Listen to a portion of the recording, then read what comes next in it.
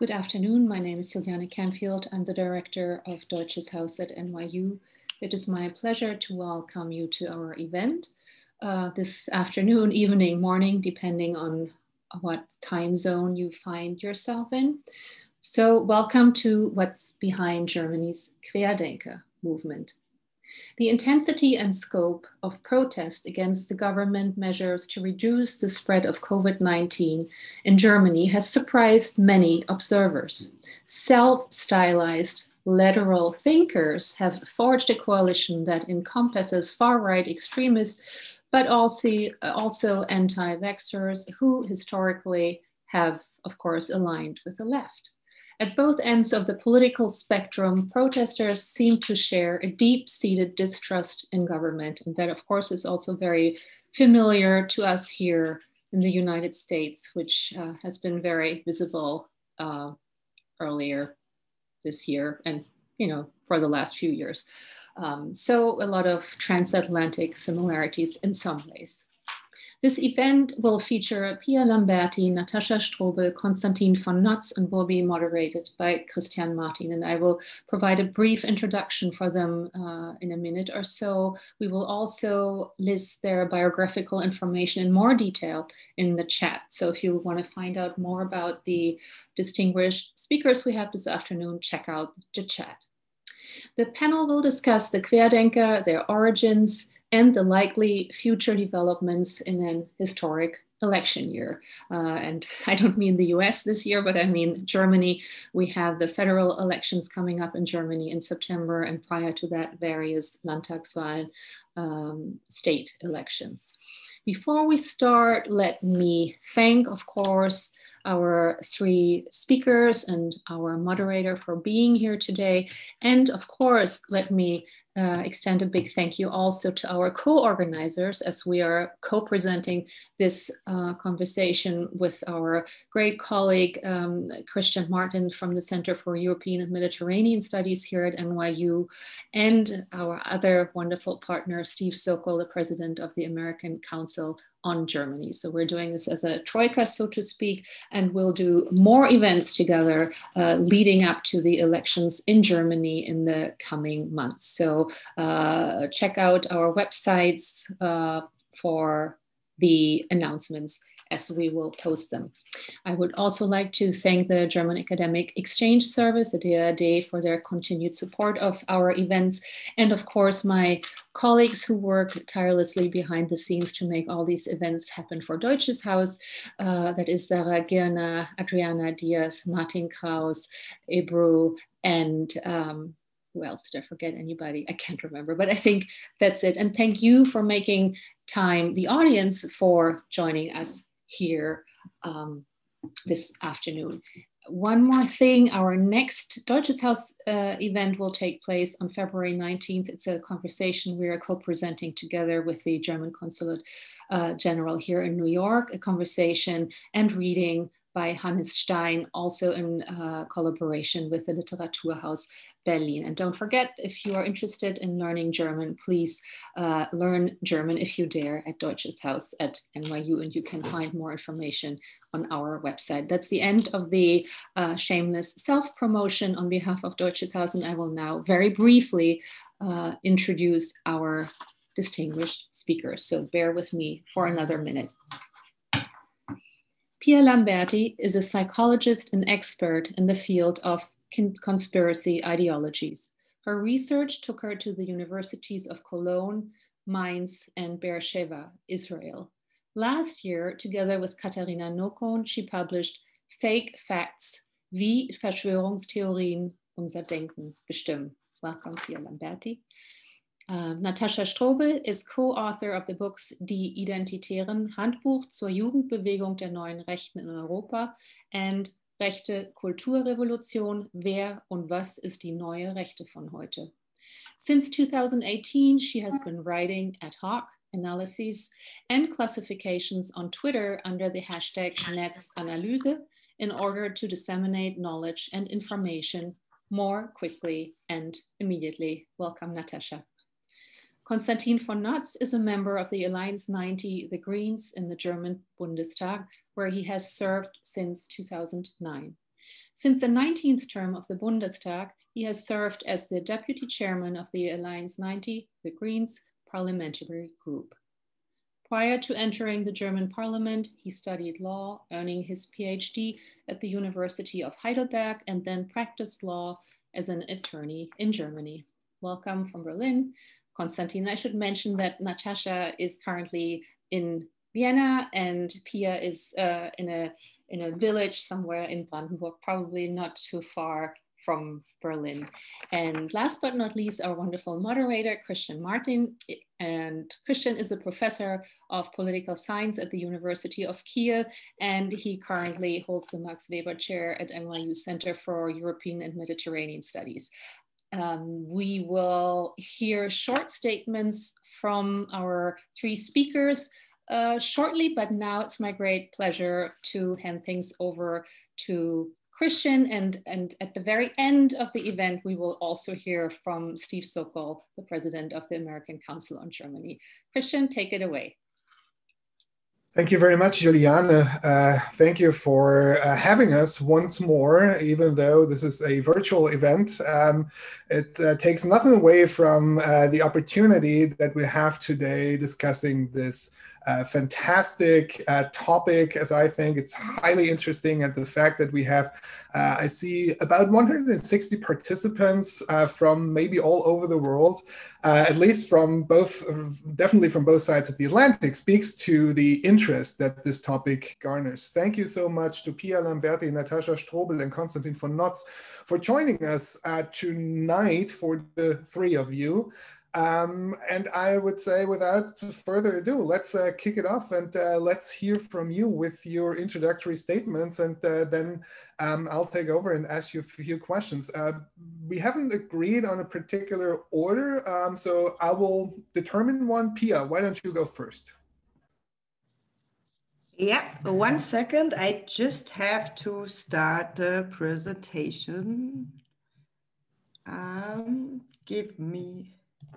So I hope you see a presentation now. Yay, that's great. So yeah, we are talking about the Querdenker movement today. And I thought, since I have 5 minutes, I use 5 talking points or statements for my introduction. And yeah, I'm a psychologist, so I researched the topic of conspiracy beliefs from a psychological point of view. And the first point is that conspiracy beliefs were widespread before the pandemic and underestimated. This is a study that you see from 2019, so a year before the pandemic started. And what they asked was if people have the feeling that there's a single group of people who secretly control events and rule the world together. This is kind of an abstract conspiracy mindset. And in Germany, you had agreement of 21%. Spain, for example, had 35%. And you see there's some variation within Europe, but all these data show conspiracy beliefs are not, only agreed by a small group of people. And there are other studies showing for Germany that you have like 1/3 of the population who has a general tendency to believe in conspiracies. But that's the problem, that before the pandemic, most people didn't take it seriously. They thought it's funny. They watched conspiracy YouTube videos for entertainment. And only in the pandemic that changed. So the second point is that when I look at this topic from a psychological point of view, is that conspiracy beliefs serve functions. And the state of the art in the research is that there are 3 motives that can be fulfilled or try to be fulfilled by believing in conspiracy theories. First are the existential motives that are the need for security, for safety, for control. Second, social motives. That means that people can improve their impressions through believing in conspiracies. And third, epistemic motives. That means that you try to understand the world and create meaning and patterns. I try to apply these 3 motives to the pandemic to explain why there might be an increase, or to understand what function conspiracy beliefs serve in the pandemic. The first are, as I said, the existential motives, and they refer to the fact that people compensate lack of control by believing in conspiracy theories. that pandemic is, I think, something like a prototype of a lack of control. We all experience that. You don't know what's happening in the next weeks. Are the numbers going up? Are they going down? What's going on with these mutants? So this is a, social change that really questions all of our life's reality. And this is why people might believe more strongly in conspiracy theories. The second is that through the belief in conspiracy, you can also perceive yourself as the person who supposedly knows everything better, who's a resistant fighter with big quotation marks. And this is also what our research shows, that people who have a strong need for uniqueness, who want to stick out of the crowd, that they are more likely to believe in conspiracy theories. And the pandemic is not a great opportunity for self-presentation. You sit at home, you wear face masks. So presenting yourself as a supposedly resistant fighter does something to your self-awareness. The third one are the epistemic motives, and generally it is that people are not good in dealing with abstract or invisible threats. We know that also from climate change, that people are not really good in understanding the threat of climate change. And the conspirator is concrete, so they have the feeling there's something they can fight. So this is trying to understand the psychological motives why people believe right now in conspiracies. The third point is that conspiracy beliefs have an impact on societal behavior. We know that from our studies that people who believe in conspiracies are more likely to, or less likely to, follow measures in the pandemic, like wearing a face mask, using social distancing, but also showing more, we call it prepping behavior, like buying guns or buying a lot of food that they can hoard at home, this kind of stuff. They are also linked to hostility towards group. I will speak about it on the next slide. And people who are high in conspiracy thinking are more likely to support of political violence and violence in general. This is, we have shown that for many studies from different countries that the belief in conspiracies is linked to violence.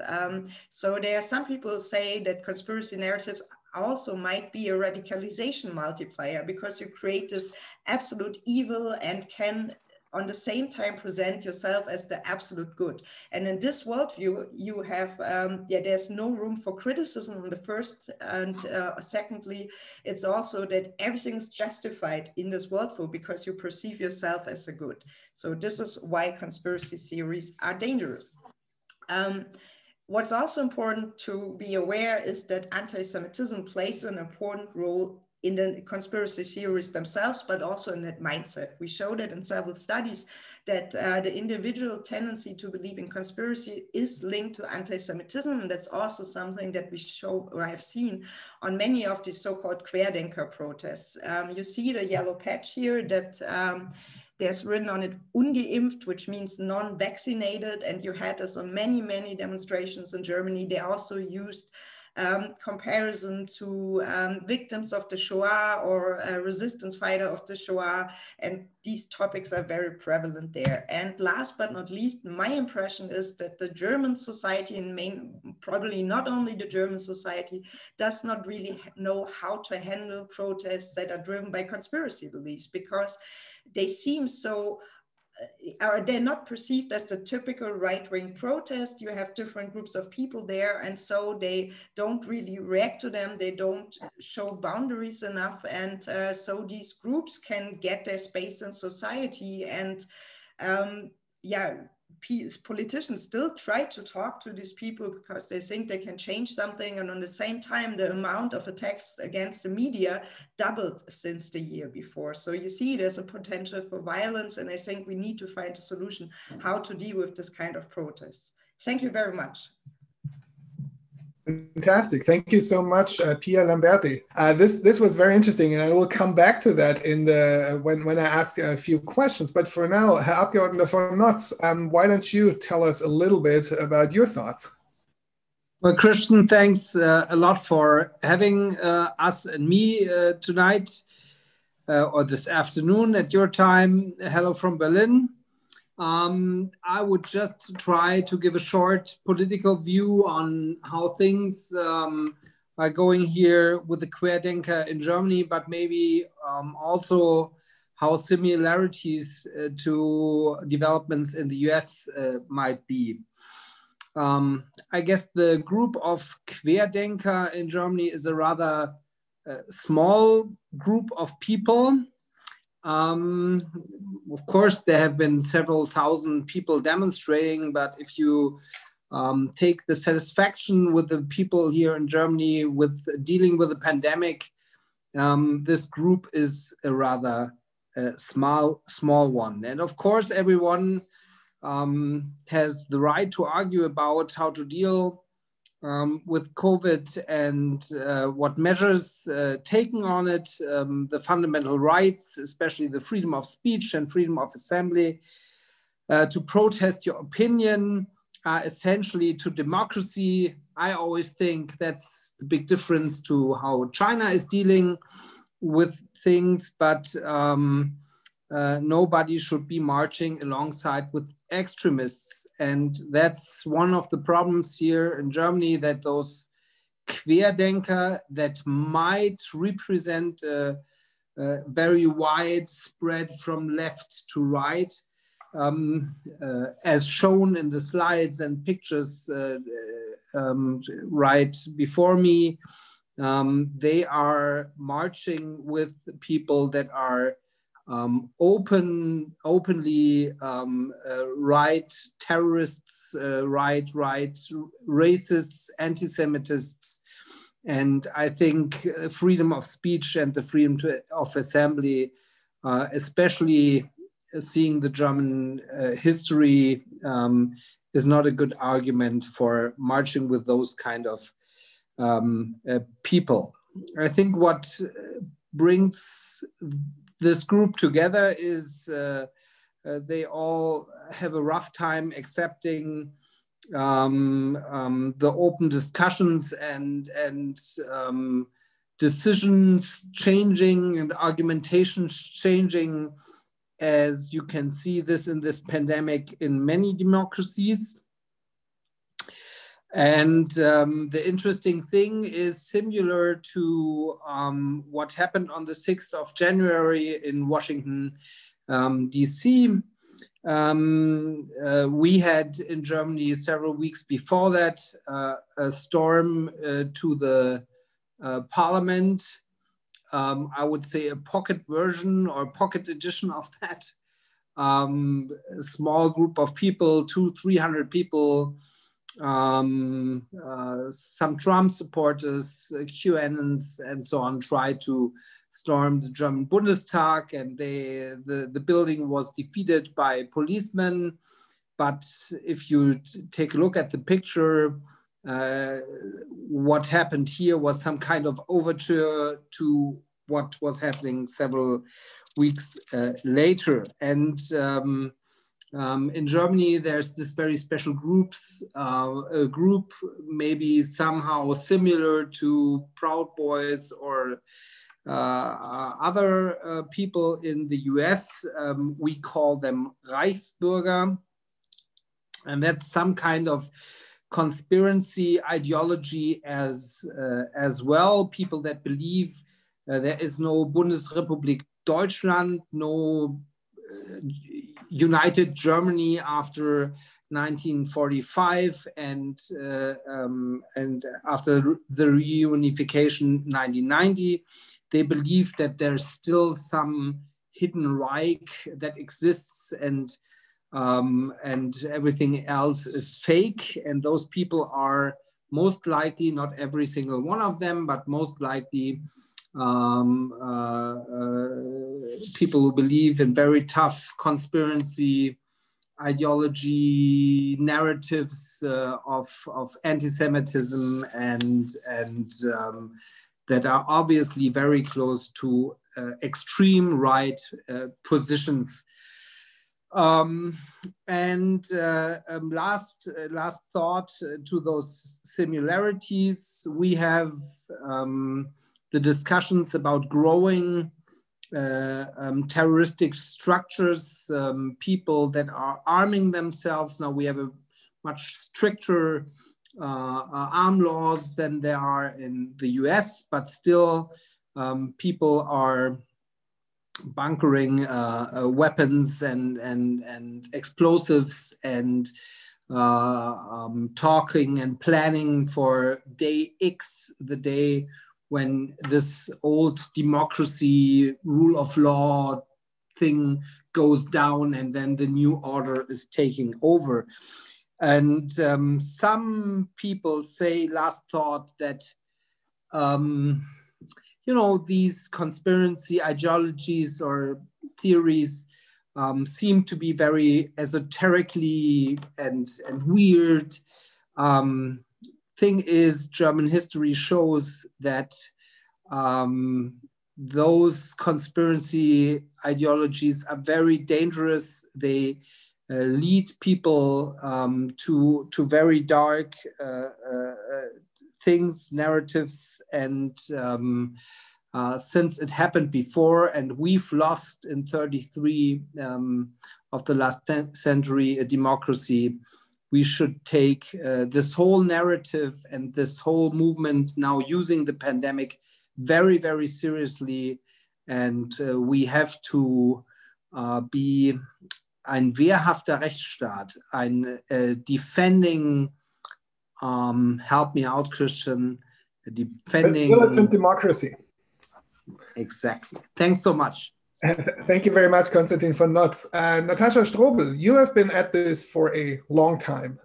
Please tell us your insights. Thank you so much. I want to talk about the meaning of these protests for the extreme right, because nothing we see here is new. The topic is new, a pandemic. Well, nobody in the extreme right thought very much about a pandemic and how they could use it. So first, the organized extreme right was extremely reluctant to actually talk about the pandemic, because when we go back a year, wow, it's a year already, in Europe, the situation at the Turkish-Greece border was on everybody's mind because of the whole refugee situation. And the organized extreme right, this is their topic. This is what they want to talk about. Refugees, Greece, Turkey, the Mediterranean, how they, the fortress Europe, defend Europe, and so on.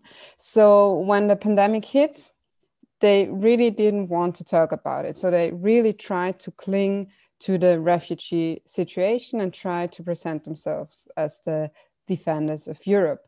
So for the first weeks or so, there was silence on the extreme right when it came to the pandemic, because they didn't know how to deal with it. As Pia said, and as Konstantin also mentioned, it's an invisible foe. So there's nothing much heroic to gain by fighting an invisible foe, and you fight it in the hospitals and not on the borders of Europe. So there was silence, and then they didn't really know how to deal with it. Some parties on the extreme right, like the Freedom Party in Austria, they even tried to be helpful. It's confusing, but they were the first ones to actually warn about the pandemic, and they were the first ones to provide advice like, have people take the temperature at the airports and so on. So they tried to be, some of them tried actually to be helpful. But that changed, and it changed as soon as they found a common narrative, and the narrative was conspiracy theories. There are lots and lots of conspiracy theories going around. Pia provided a wonderful overview, well, if you want to call it wonderful, but they're medical conspiracy theories, they're territorial conspiracy theories, like Konstantin mentioned with the Reichsbürger. There are tech-centered conspiracy theories. And they all, before the pandemic, they had their separate ways of doing politics, and they are very, very some of them are very, very fringe spectra, not on the forefront of the political spectrum. Even within the organized extreme right, they were not the first allies you could think of. So all these spectra found a common ground, and the common ground they found was a conspiracy theory where they all could put their individual conspiracy theories, they could put it within. And also, this is nothing new. We had a similar thing going on when it came to the große Austausch. If you remember the identitarians, the Great Replacement, when another crisis hit, the refugee crisis, 2015-16, we saw a similar dynamic that all these different spectra on the extreme right came together under one big conspiracy theory, the Great Replacement. And a similar thing happened with the pandemic. They had the Great Reset, as it is now called. Later, they became the name. It was named later on, but now it's the Great Reset. It's within the QAnon spectra, and the idea is very simple. It's globalists. There's a conspiracy of globalists, governments, bankers, and so on and so on.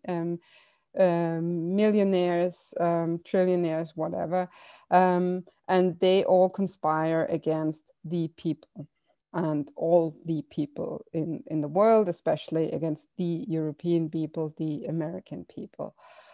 And of course, that's structural anti-Semitic, as Pia mentioned. It is also has racist ideologies within, as it was the same with the Great Replacement.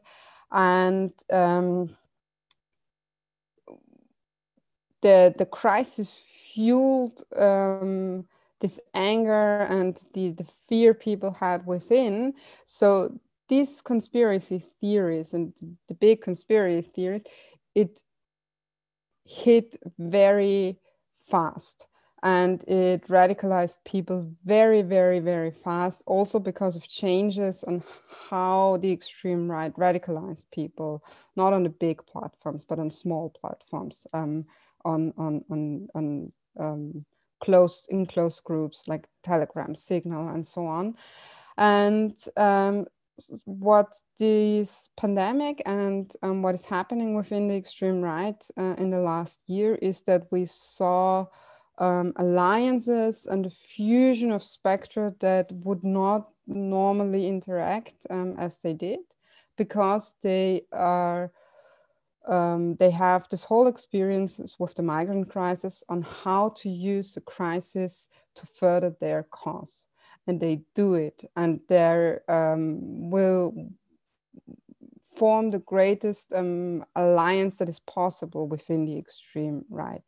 So we see anti-vaccinations, anti-vaxxers, militias, the traditional extreme right, Nazis, Reichsbürger, and so on. So these protests are structurally right-wing, no matter if people that join these protests would never consider themselves right-wing, but because of the whole premise of this protest, it is structural right-wing, and many right-wing groups try to form an alliances. So it's the fabric of this protest is this alliance of right-wing extremists that come together, and I fear the alliance we see now is even bigger than the alliance we saw with anti-refugees protests.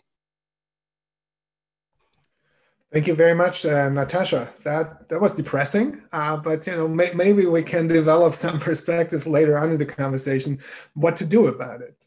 I would now like to start with the first round of questions, and my first question goes to Pia. I would like to know if, in your opinion, what we are seeing in these Corona measure protest is to some extent an anti-authoritarian protest.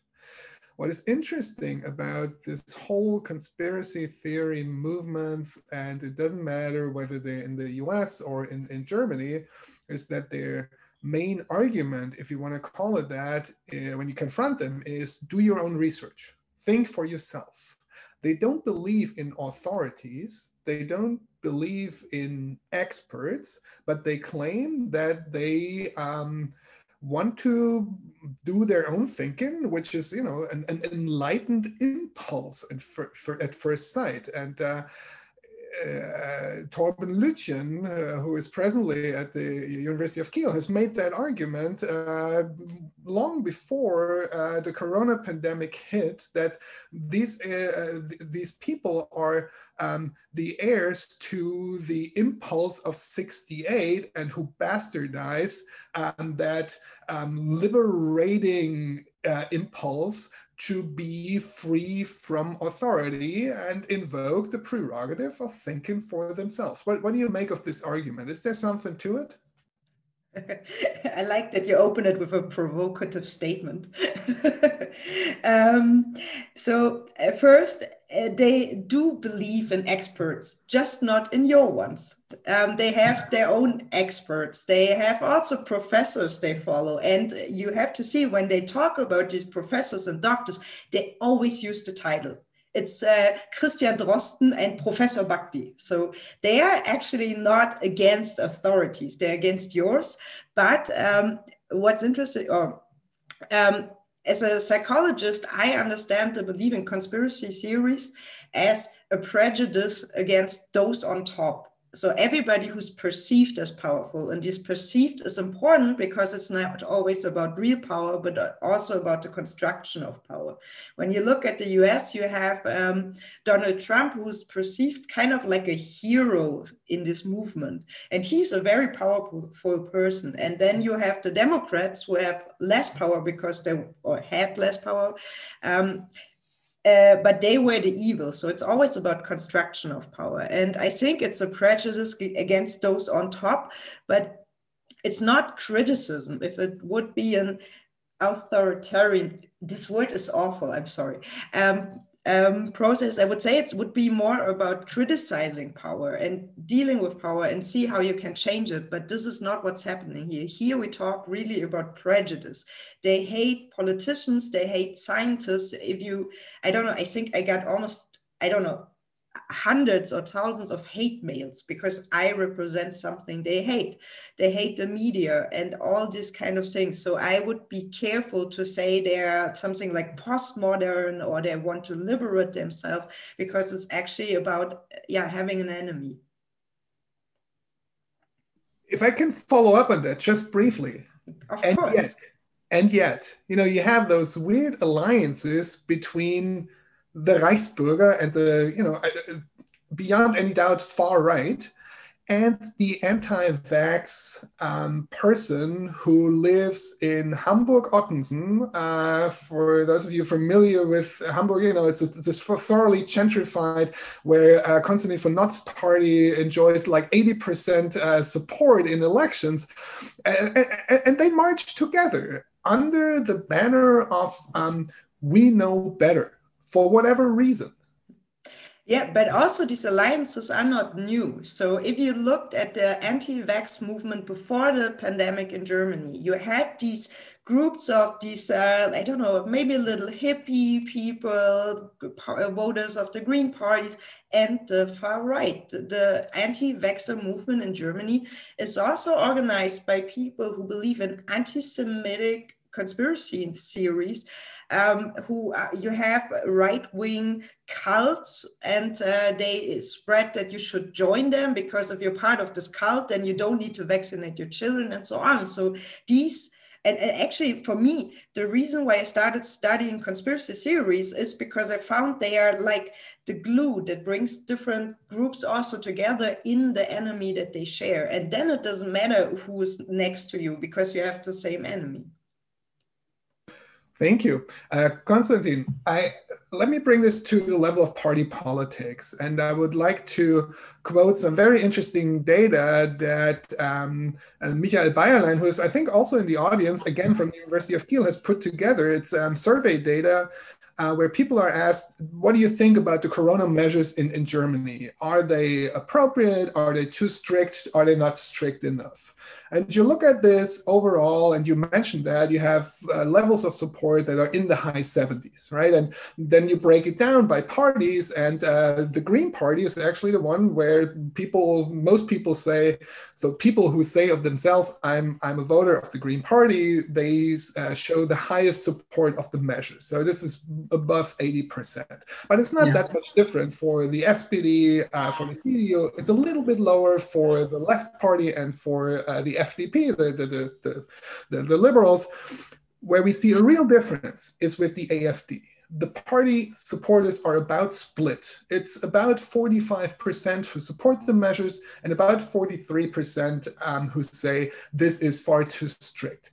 What does this tell us about the impact of this movement, if you want to call it that, on the electoral landscape in Germany leading up to the 2021 elections in fall? Could this be something that actually works out beneficial for the established parties, for those who support liberal democracy? Well, I guess the alternative for Germany, as they call themselves, they have a pretty tough time during that pandemic because most people have a clear view on how problematic the situation is. And for this, I'm looking for the word anti-aufklärerisch, yeah? Also enlightened. Anti-enlightened or anti the scientific view on how things are in this world. There are not so many people actually following that. And the question with the vaccine, you know, I found I'm a very much pro-vaccine guy, but I found out over the last months that it is an interesting discussion. And, you know, we have now very skeptical people about the vaccine in all kind of groups in Germany. And I would split those debates. It's about, you know, people believing in scientific measures and people that think that science destroys their ideological way to look at how things are going. And because, you know, if you look around things in Germany dealing with the pandemic aren't perfect. Yeah, I mean, we are in the opposition here in the Bundestag as a Green Party, and there's a lot of things to criticize. So, and I do this since many campaigns. I criticize the conservatives and the social democrats, and I will not stop it in this election because of the pandemic. But to have an honest discussion about what is going on in this, you know, it's the first pandemic for all of us. You need to rationalize what is happening. And the truth is, a year ago, nobody on this planet knew exactly where we are going and what does this mean and how we solve this. And when you have a free press and you have open discussions like we do in Germany, if you argue in an honest and open way and you try to correct the things you did wrong and you try to make it better, you can win large majorities. And I think, or to put it in another way, the interesting question, if we look to the US political system, I admire since many decades and had a tough time the last years. But if there would have not been this pandemic, would Donald Trump still be president? So I think his populistic, his irrational kind of dealing with and right-wing politics that harmed his campaign and has harmed his chances being a president, getting re-elected, because in the end, the majority of the people, and even if it's a small majority, they have a desire for realistic politics and for serious things when the threat is obviously pretty serious. So I hope it will help for the elections with all what is bad about the pandemic. And I wish there would be none, right? Let me follow up on that just briefly. Do you see the danger that the federal government in Germany and the state governments are really botching that in a way that people will say enough is enough, you can't do it, we're turning somewhere else? Right now, the numbers are not there. Right now, people are generally happy, maybe not happy, but they are okay with the response of the government. But over the last few days, my impression, viewing the German debate only from across the Atlantic, was that people are increasingly fed up with the hiccups in the vaccine rollout, in the way that the federal system is not functioning adequately. Do you see a danger there? Well, I guess that's a pretty German thing there are two things that are always been criticized here in all debates. First thing is the federalism and that we are not having a centralistic system, and everybody's complaining about that, how terrible it is. And the second thing is everybody's complaining about economics in Germany and how bad things are going, and we're selling less and less cars and it's all a disaster. And from an outside point of view, both arguments are not that strong, I guess. And looking to a centralistic government as in France, which is a great country and great European friends, but I wouldn't say they are automatically dealing better with this pandemic than Germany does. Both has good and bad things. So I think, of course, everybody is tired and complaining and saying there's not enough vaccine and so on. But from my understanding and feeling, if the things work out now as they told this afternoon, I think we'll get through this without people being deeply disturbed about how to deal with that. Because several days ago in the Bild-Zeitung, big German newspaper, there were three country leaders shown. Why is the vaccinating there going better? It was Netanyahu, Johnson, and Trump. And the vaccinating is obviously going much better in those three countries. But the second fact is the pandemic is much worse in those three countries, which is bad and a pity. And yeah, I'm not saying this sarcastically or something. It's bad, but I think the narrative, we are too slow and it's too unorganized and so on. If you look around, we are doing it maybe different than neighbor countries, but I'd say democracy is functioning. And of course, we need adjustment in dealing with cutting freedom rights and so on. There needs to be progress now the next weeks, and we are fighting for this in Parliament.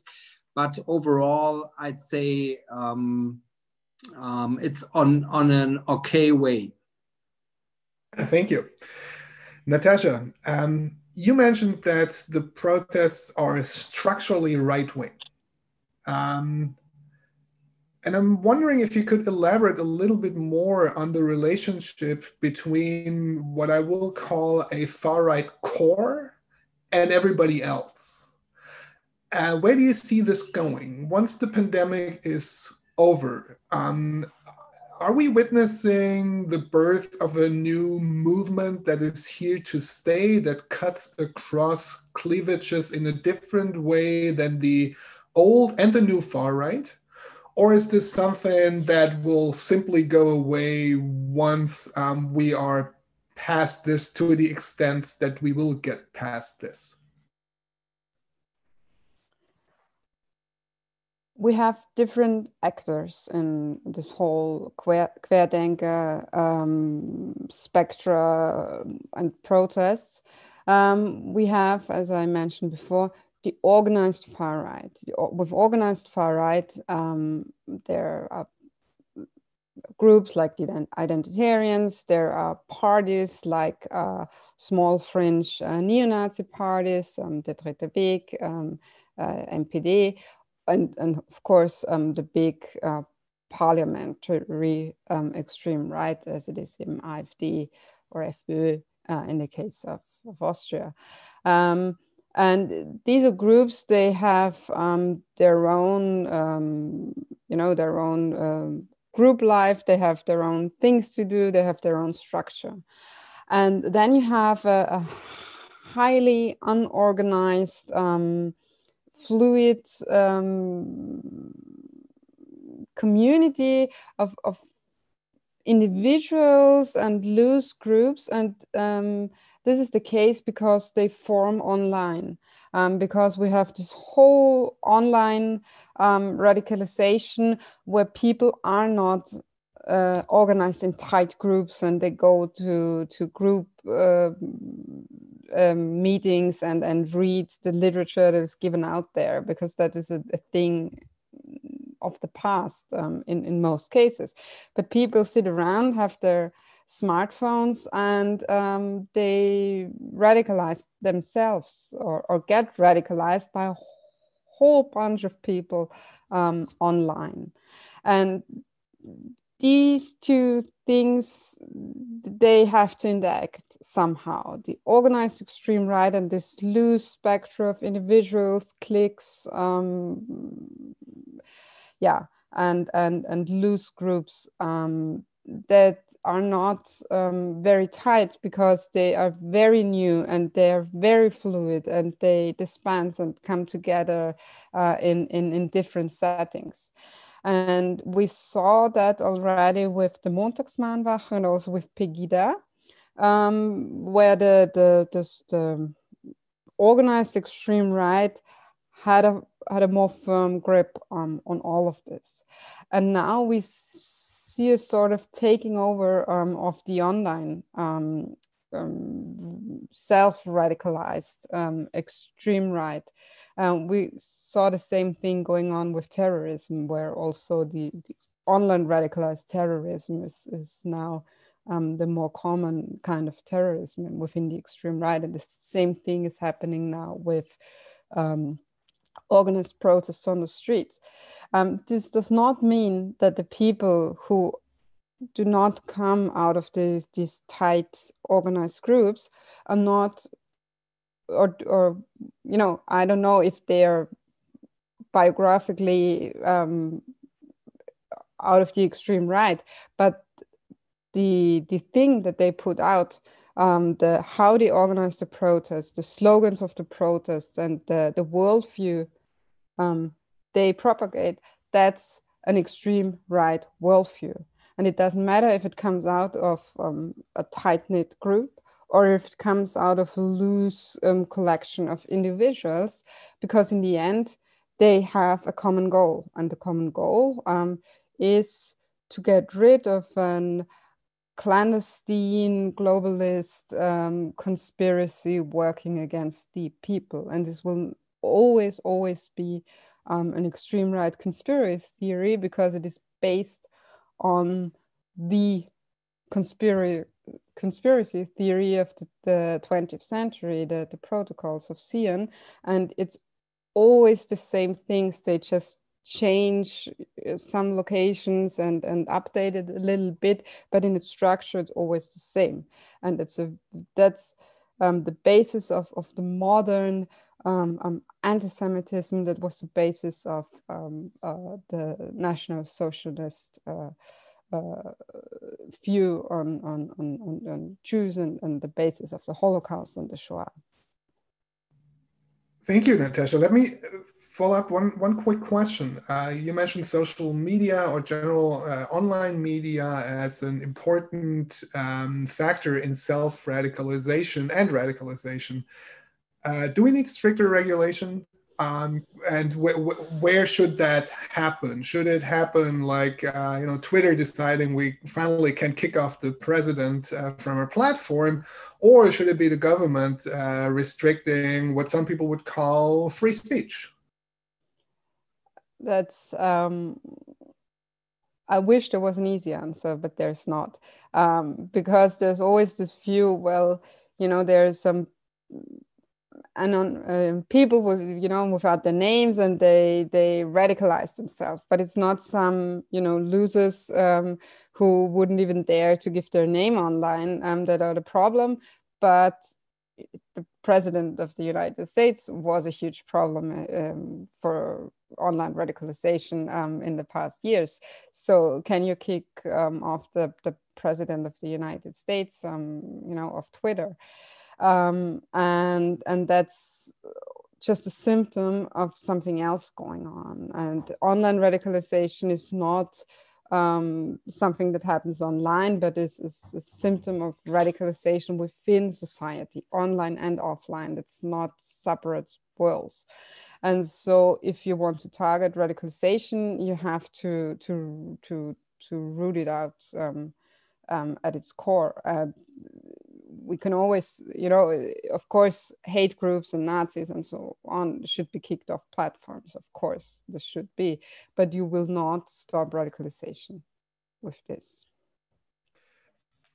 Before I turn it over to questions from the audience, and we have quite a few, I have one last question to all of you.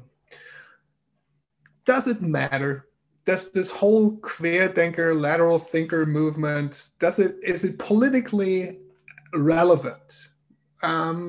We saw how it played out in the US, where it was very relevant. And we all saw the events of January 6th, and we felt the shock waves that emanated from that event. What is the situation in Germany, in Austria? Is that something we need to pay attention to beyond its immediate impact? Is there any long-term perspective that makes these groups, these ad hoc coalitions, politically relevant? And I start from my left to the right, and on my left is Konstantin von Notz. Well, I think it's relevant. It is relevant because it's dangerous. And I think the misunderstanding in looking at this phenomenon is that people are saying, how I started, by this is a rather small group of people. It's not the majority. But the thing is, when democracies die or dry out or lose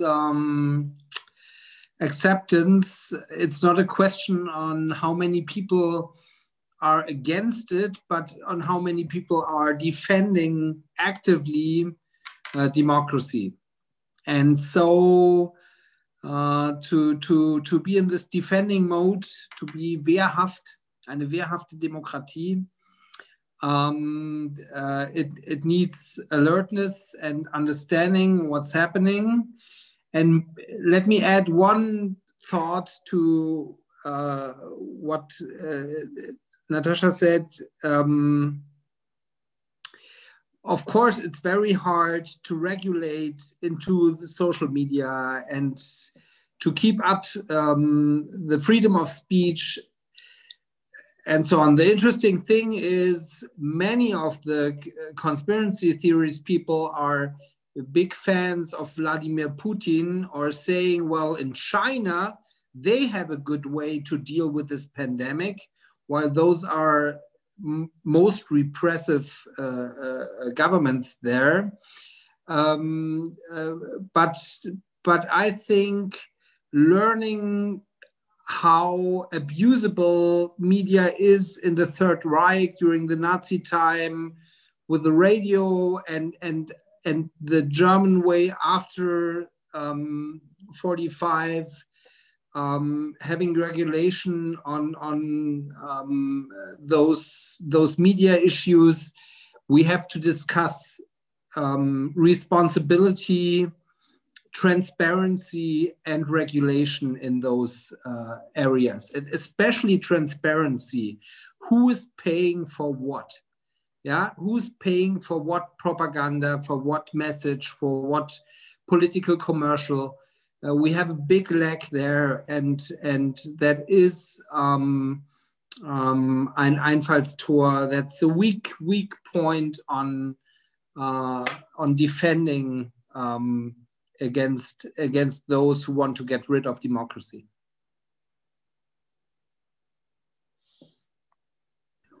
Thank you. Pia, what's your take on this? Is it relevant? Does it matter? People thought it's not relevant, and then the pandemic came. So I think, yes, it is. Just a few numbers. So there's a big representative study in Germany, and that shows that 25% of the Germans believe either that the pandemic is a hoax and scientists invented it for, I don't know, becoming rich or whatever, or it's like a bioweapon, and that's a fourth of society. It's not the majority, but it's also not a small group.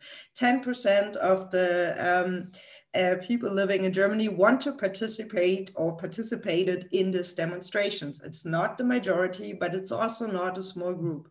And this group is often violent, not everybody, but in general, there's a violence coming from the group. The media cannot report on these demonstrations without having security with them. The Alternative für Deutschland is a right-wing party in Germany. They let people from the demonstration enter the parliament, that they were in the parliament, and journalists, politicians had to hide. So they are creating a space of fear, of aggressiveness, and they are changing democracy, they're changing language. And if the pandemic is over, I don't think that this topic is gone. We have huge networks that developed during this time. I just have a look at the chart, and the biggest QAnon group on Telegram has 150,000 members, 150,000 people that get messages the whole time. Like every second there's a new message, there is violence, there's anti-Semitism. And even if the pandemic is over, there might be an economic crisis, and this can increase that too, this kind of thinking. And there's the climate change, and climate change is also a topic that's heavily influenced by political, I don't know, wars is the wrong word, but people that try to spread disinformation. You have whole institutes that are just made to spread lies about climate change. So I think, we have to deal with the topic, we have to take it seriously, and I think it will be one of the biggest challenges of this, next 10 years probably. Natasha, what would you say? Does it matter? Yes, it matters. And there was never, there came never any good out of ignoring right-wing extremists. So we have to deal with them. And it's not just the numbers. You don't need a majority to overturn a democracy. I don't know. I mean, we can speculate. What does it need? Does it need 10%, like Pia said? Does it need 12, 20%? How many people do you need so heavily radicalized that you cannot get them back on the common ground of democracy for them to overturn democracy? It's not 50%. It's far, far less than that. So we really have to watch out. We have to analyze them, also to report on them. And there is there's this debate on how media should cover them. They're not as big as certain types of media want them to be, because there's always this, in German, we have this word Angstlos. So we have this, tingle of fear when talking about right-wing extremists, because it's also exciting. And you see that in the media coverage. So, I mean, in Austria, yesterday, we had 5,000 people on the streets in Vienna, which is big for a right-wing extremist protest. But we also have 20, 30, 50,000 people on the street when it comes to progressive refugee politics and so on. And it's not the same sensation and, with this tingle, the reporting. And so we have to find a good way on how to talk about it, because on the one way, it's not good always being so excited about what they do next. On the other hand, there's no good in trying to ignore them or say, it does not matter. And I fear it will stay. And when the pandemic is over, and also, the whole narrative of the Great Reset didn't turn out how they wanted it to be, but they will find something new. And they always have this experience of being on the streets together, and this does matter so much more than all the ideology or theory, because being together, fighting or running away from the police, this will bond them together. And the more chance they will get to do that, the tighter this network will be. Thank you very much. I will now try and get to a few questions from the audience. We will not have the opportunity, unfortunately, to get to all of them, but I pick a few. And the first one that I want to give to you, and you can decide who wants to answer that question. I really think it's an excellent question. It comes from Martin Kraus, and he asks, to what extent are Querdenker influenced by ideas of masculinity, and are these ideas enhanced by the figure of Angela Merkel? I will assume by her sheer presence as the federal chancellor and this dominant figure in politics in Germany and Europe. Anybody want to take on that question? Ideas of masculinity, yes. Well, I guess that is a big subject of people being opponent to Angela Merkel. Masculinity is a big issue for leaders in other countries, for competitors in her own party, and for the debate in Germany overall, and of course for many people in this opposition to everything that comes from the government too. But then I think it's not a man's man only movement. So there are different narratives adding up to that. But the whole understanding of, quote, the evil Merkel from East Germany that had some vicious hidden plan to undermine the Conservative Party and to do some progressive politics, that is a conspiracy theory. Obviously, many men show some weakness for. Natasha, do you want to add a comparative perspective from Austria, where the situation is obviously different? You don't have an Angela Merkel, right? You have Chancellor Kurz. Yeah, but it doesn't stop the right-wing extremists on the street of Vienna to actually shout, Merkel muss weg, Merkel has to go. So I was very confused, because I thought, okay, what happened? Is Austria part of Germany? What happened? But yeah, they hate her so much that even when they walk on the streets of Vienna, they shout Merkel muss weg. And it shows what role they give her in this whole world conspiracy, because she's obviously the evil master, or one of the evil masterminds behind it. Nevertheless, in Austria, they also had hate Kurz, and they try to do the same thing with Kurz muss weg, but it just doesn't have the same ring to it like it does with Angela Merkel. And just one small thing I want to ask, and when it comes to masculinity, the masculinity in all of this is on how to deal with the crisis. It's of course it's no surprise that there's a very social Darwinistic logic in many things the Querdenkers say and try, to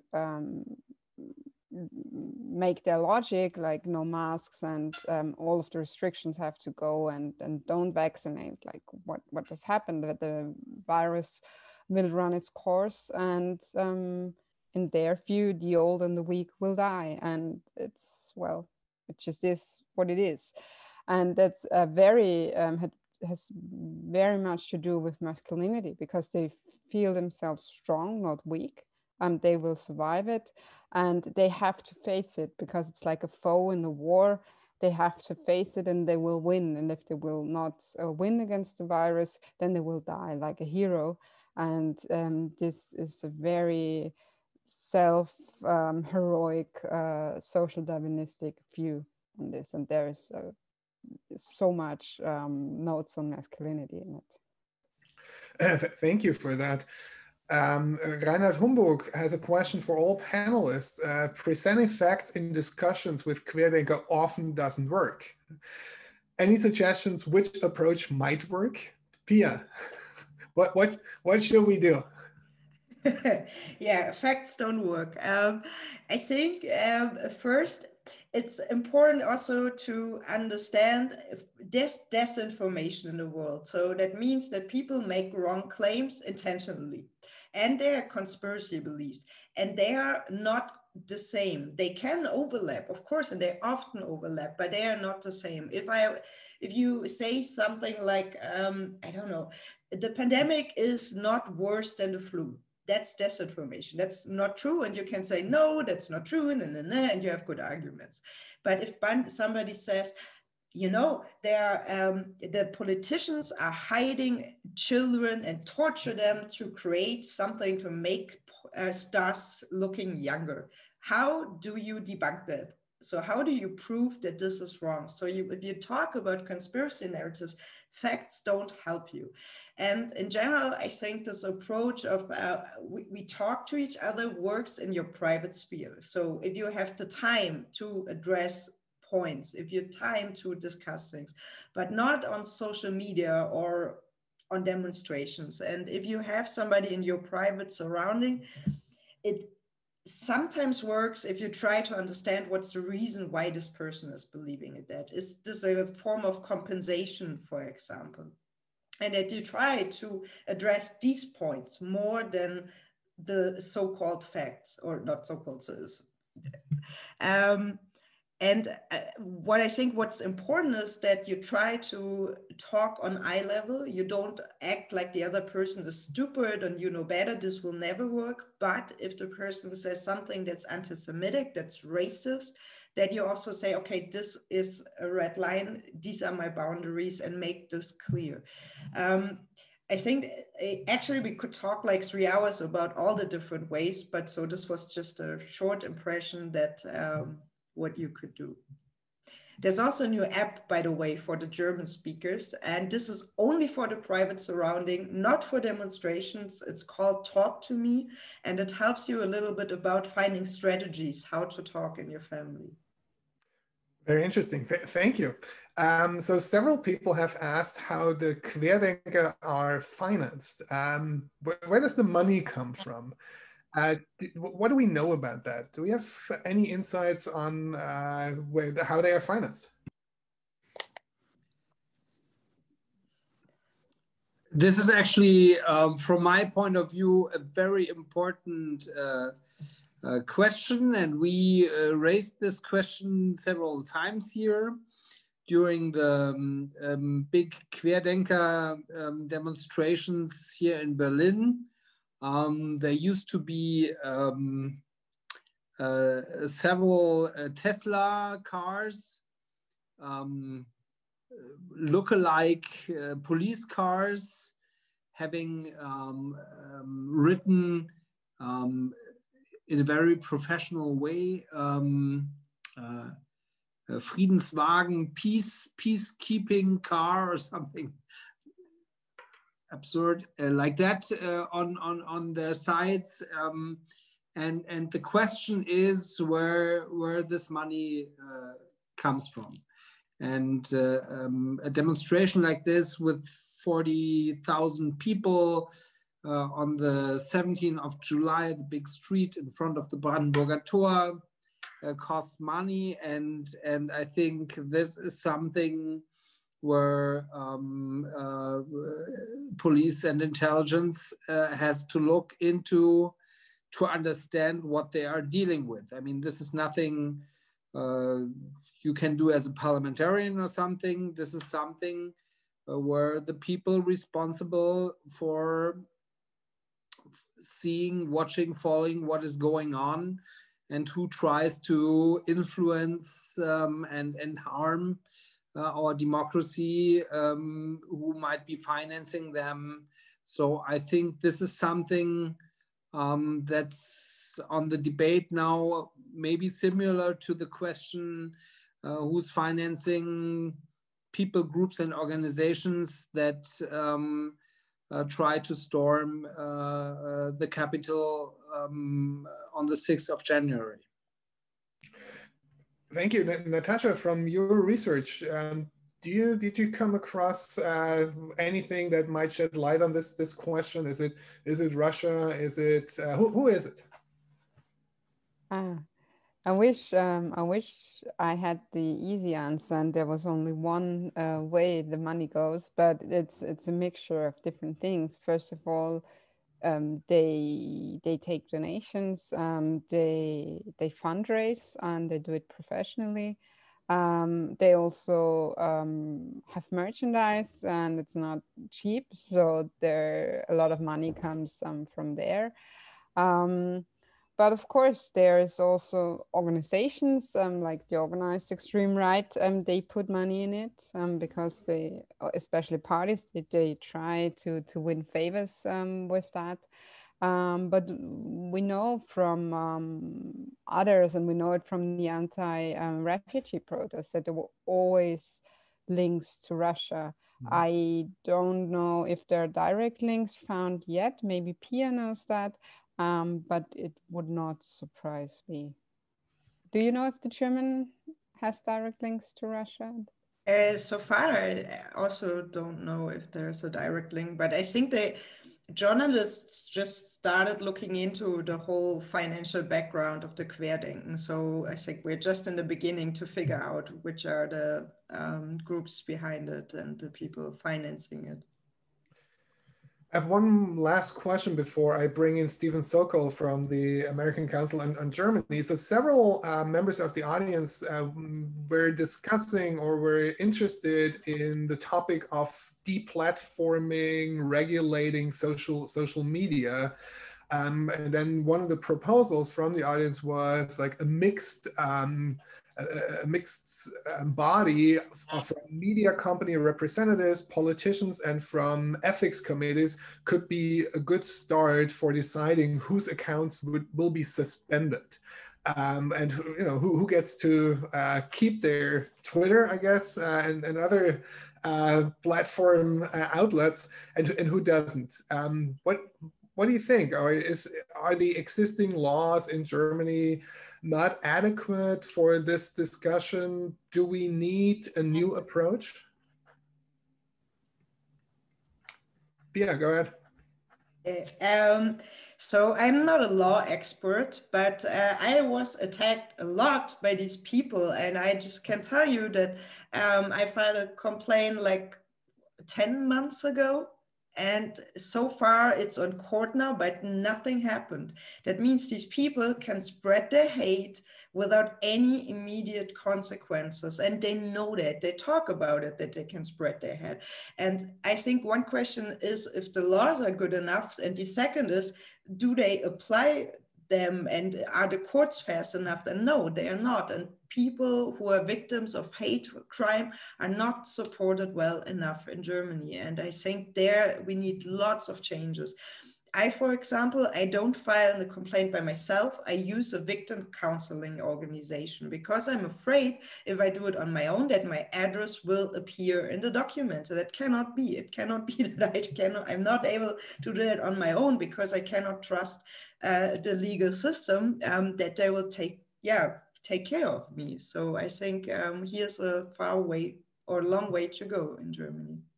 Konstantin, you're a legal expert and a lawmaker. What is your take on this? Well, I absolutely agree and on what Pia said. It is the status quo is absolutely unacceptable. If you see the irresponsibility of the platforms, and I would say, I mean, I accept that those are private platforms, but I guess the infrastructure has a it's like a public infrastructure.